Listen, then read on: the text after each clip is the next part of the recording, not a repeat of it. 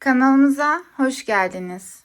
Bu videonun konusu Tuğba Büyüküstün nasıl bir hayat yaşıyor?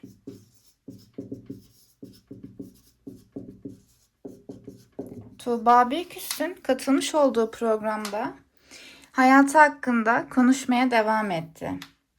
Sunucu Tuğba Büyüküstün'e sürekli farklı ülkeler gezdiğini, farklı yerlere gittiğini, çok para kazandığını ve dünya çapında çok ünlü olduğu hakkında konuştu ve dedi ki sizin hayatlarınız, yani ünlülerin hayatları bize hayal gibi geliyor. Siz nasıl bir hayat sürüyorsunuz? Bizim hayatımızdan farkı ne diye sordu. Tuğba Büyüküstün ise cevapladı. Tuğba Büyüküstün'ün cevabını size okuyorum. Hiç dediğiniz gibi bir hayat yaşamıyoruz. Kendi adıma konuşabilirim. Boşandığımdan beri dadım yok. Çocuklarıma kendim bakıyorum. Aldığım bütün işleri çocuklarıma göre organize ediyorum. Çünkü şöyle düşünüyorum. Eğer bu çocuklara vakit harcamayacaksam niye doğurdum? Gene Tuğba Büyüküstü'nün burada toprak ve maya hakkında fedakarlıklarını görüyorsunuz. Yani aldığı dizileri, çekimleri iki kızına göre planlıyor. Siz olsaydınız böyle bir şey yapar mıydınız? Daha önceki videoda da bu konuya değinmiştik. Boşanma sürecindeyken kızları için dizi hayatına ara vermişti. Ve burada da gene aynı vurguyu yapıyor. Kızları için dizi veya filmleri kabul etmiyormuş. Sonra devamında ise şöyle diyor. Çocuklarımla olmak benim birinci önceliğim. Annem ve babam bana çok yardımcı oluyor. Geçen Çin'e gittiğimde Paris'e gelip babam durdu.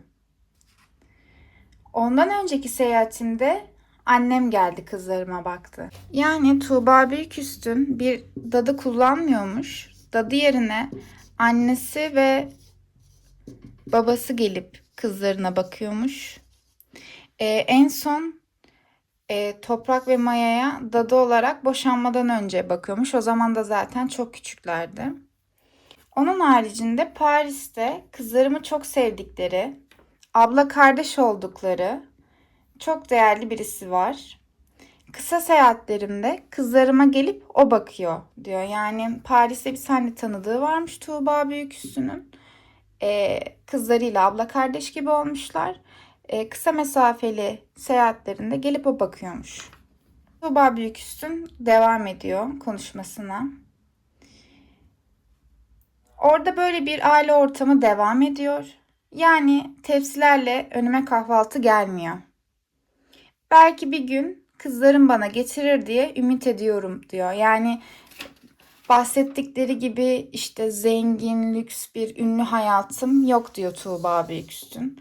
Daha çok işte kızlarıma baktığım, annemin, babamın geldiği, onlarla ilgilendiği, işte çekimden çekime gittiğim bir hayatım var diyor. Öyle işte lüks yiyeceklerin olduğu, lüks bir hayat sürmüyorum diyor.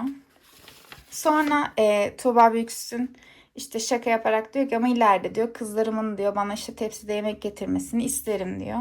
Sonucu da inşallah o günleri görürüz diyor. Tuğba Büyüküstün'e inşallah diye karşılık veriyor. Siz Tuğba Büyüküstün'ün bu ünlü olduğu halde sıradan hayat hakkında ne düşünüyorsunuz? Tuğba Büyüküstün'ün bu davranışlarını doğru buluyor musunuz? Bir de Tuğba Büyüküstü'nü nereden takip ediyorsunuz? Hangi ülkeden izliyorsunuz? Yorumlarda mutlaka bunu belirtin. Videoyu beğenmeyi ve kanala abone olmayı unutmayın. Videomuz buraya kadardı. İzlediğiniz için teşekkür ederim.